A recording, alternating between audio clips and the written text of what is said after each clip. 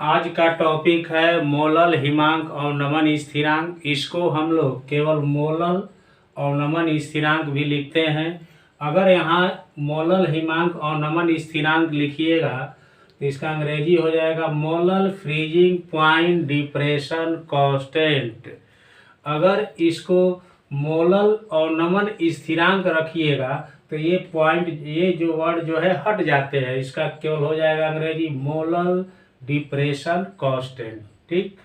अब molal depression constant क्या है, इसको जो है हम डिफिनीशन के रूप में लिखेंगे। यदि 1 केजी विलायक या 1000 ग्राम विलायक में किसी विलेय का 1 मोल जो है घोलिएगा तो हिमांक में जितना अवनमन होता है उसी को मोलल, हिमांक और नमन स्थिरांक कहते हैं, अर्थात मोलल और नमन स्थिरांक कहते हैं। देखिए अब कैसे लिखने जा रहे हैं, देखिए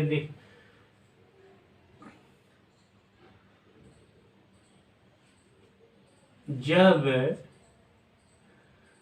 1 केजी या 1000 ग्राम विलायक में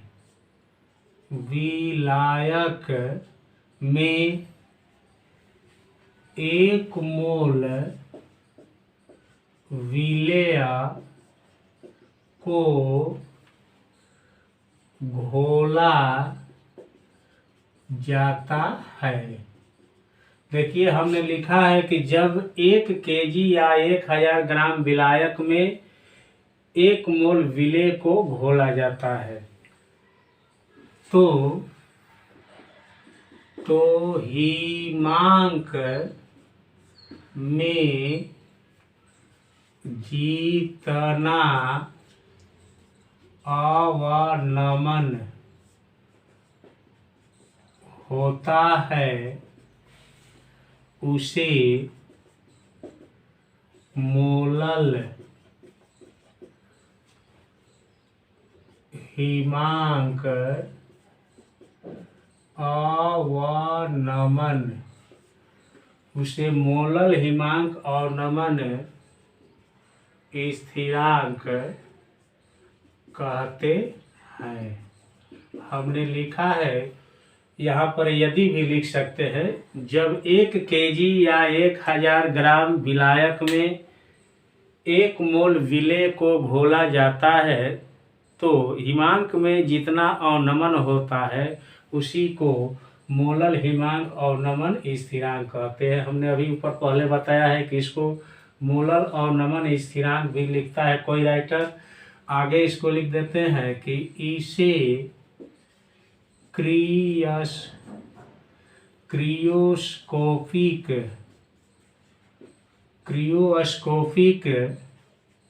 स्थिरांक भी कहा जाता है। हमने लिख दिया है कि इसे क्रियोस्कोपिक स्थिरांक भी कहा जाता है। अब प्रश्न उठता है कि इसका सिंबल क्या होता है, तो देखिए हम यहाँ लिखने जा रहे हैं। इसे KF से सूचित किया जाता है। हमने लिख दिया। अब अर्थात मोलल, हिमांक और नमन स्थिरांक को किससे सूचित करेंगे? KF से। अब प्रश्न उठता है कि इसका मात्रक क्या होता है अगर ऑब्जेक्टिव में आ जाता है तो देखिए कैसे लिखते हैं। इसका मात्रक, हमने लिख दिया कि इसका मात्रक केल्विन केजी मोल इनवर्स, एक मात्रक हो गया, या इसके बदले में केल्विन एम इनवर्स लिखा जाता है, होता है। हमने लिख दिया है। तो यही जो है मोलल, हिमांक और नमन स्थिरांक का डिफिनीशन आता है लिखने के लिए।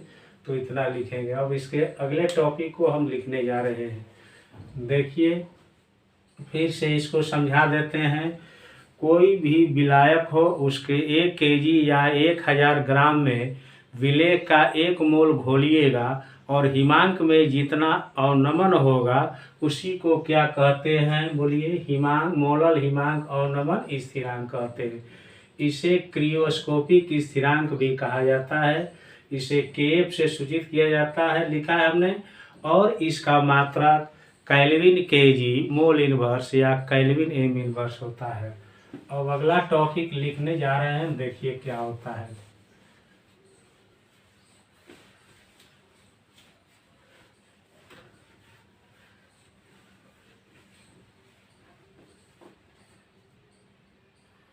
अगला टॉपिक है हम लोगों का हिमांक अवनमन द्वारा। हेडिंग देखिए, यहाँ लिख रहे हैं हिमांक अवनमन द्वारा विलेय का चाहे विलेय के मोलर द्रव्यमान। विलेय के मोलर द्रव्यमान के जगह पर आणविक द्रव्यमान या अणु भार हो सकता है। विलेय के मोलर द्रव्यमान का हमने निर्धारण लिख दिया है हिंदी में। तो देखिए, हिमांक अवनमन द्वारा किसी भी विलेय के मोलर द्रव्यमान का निर्धारण कैसे किया जाएगा, इसकी चर्चा करने अब जा रहे हैं हम।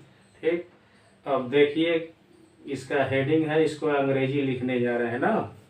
यहाँ लिख रहे हैं डिटरमिनेशन ऑफ मोलर मास। हमने लिखा है determination of molar mass of the solute from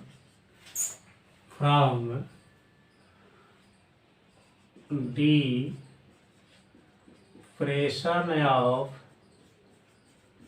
freezing point। हमने लिख दिया है determination of molar mass of the solute from depression of freezing point. अच्छा, डिप्रेशन ऑफ फ्रीजिंग पॉइंट से किसी विलेय का आप मोलर द्रव्यमान, आणविक द्रव्यमान या अणु भार कैसे निकालिएगा, इसकी चर्चा करेंगे। यहाँ पर अवाष्पशील विलेय भी लिखता है। तो हम लोग पहले क्या करेंगे कि राउल्ट्स का प्रथम नियम अप्लाई करेंगे पहले। अब देखेंगे कि राउल्ट्स का प्रथम नियम क्या है। तो देखिए कैसे हेडिंग लिख रहे हैं यहाँ पर, राउल्ट के प्रथम नियम से। हमने लिख दिया है राउल्ट के प्रथम नियम से। तो देखिए, राउल्ट का प्रथम नियम है डेल्टा टीएफ बराबर के एफ गुणे सी एम। इसको हम समीकरण 1 मान दे रहे हैं। सी एम के जगह पर स्मॉल एम केवल लिखा जाता है या लिखा जा सकता है, लेकिन हम मोलर द्रव्यमान को स्मॉल एम से सूचित करेंगे, इसीलिए सी एम लिख दिया है मोलर कंसंट्रेशन को। ठीक, अब क्या करेंगे कि मोललता का फॉर्मूला क्या होता है, सूत्र क्या होता है, उस पर चर्चा करेंगे।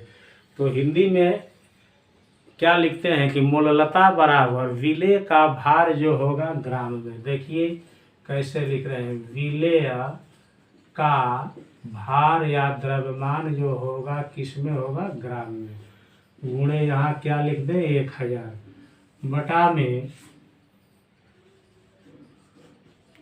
विलेय का मोलर हमने द्रव्य मान लिख दिया, गुणे हो जाएगा विलायक का भार जो होगा यहाँ पर हमने ग्राम में लिख दिया। ठीक, अब जो है हम सिंबल में लिखेंगे।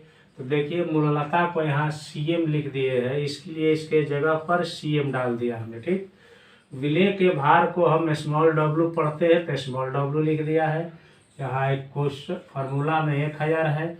मोलर द्रव्यमान को हमने कहा है कि यहाँ पर स्मॉल एम लिखेंगे, इसलिए स्मॉल एम लिख दिया है। ठीक, यहाँ पर कैपिटल डब्लू लिख दिया। ठीक ना, अब इसको यहाँ ला देंगे और इसको यहाँ ला देंगे कब, जब उसमें भरेंगे तब। पहले इसका वैल्यू भर दे रहे हैं यहाँ पर, तब देखिए क्या होता है। अब समीकरण 1 में CM का मान रखने पर हमने लिख दिया है, ठीक। तो CM का मान समीकरण 1 में लिख देंगे। तो देखिए कैसे लिख रहे हैं, डेल्टा TF बराबर KF, जो कहते हैं लिख दीजिए। और CM का जो वैल्यू यहाँ तक आया हुआ है उसको यहाँ भरेंगे। तो देखिए छोटा W लिख दिया हमने, 1000 लिखा, छोटा M गुणे बड़ा W, ठीक ना। ये हो गए। हमने यहाँ कह दिया कि यहाँ इसको यहाँ ऐसे कर देंगे, तो यहाँ पर इसको लिखने जा रहे हैं हम। देखिए कैसे, इसलिए M बराबर KF गुणे छोटा W गुणे 1000 बटा में डेल्टा TF गुणे बड़ा W। यही जो है आपका समीकरण हो गया आणविक द्रव्यमान निकालने वाला। अब क्या करेंगे हम इसको, कि इसका परिचय कर देते हैं कि न्यूमेरिकल बनाने में आपको आसानी होगी। कैसे, देखिए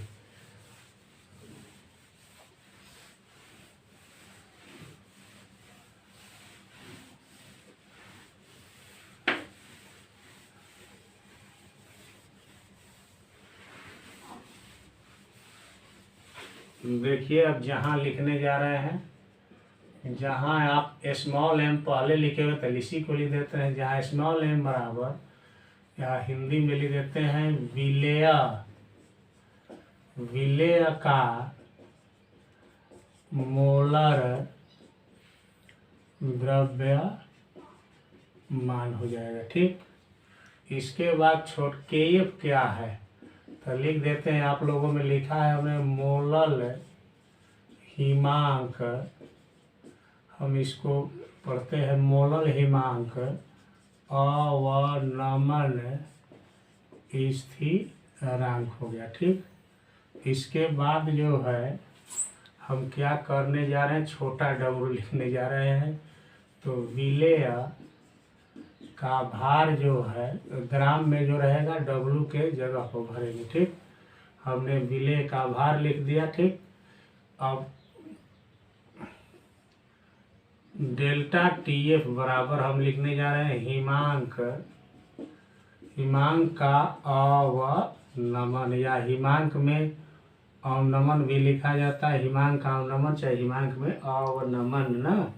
बड़ा W बराबर लिखते हैं हम लोग, विलायक का जो भार होगा वो किस में होगा, ग्राम में होगा।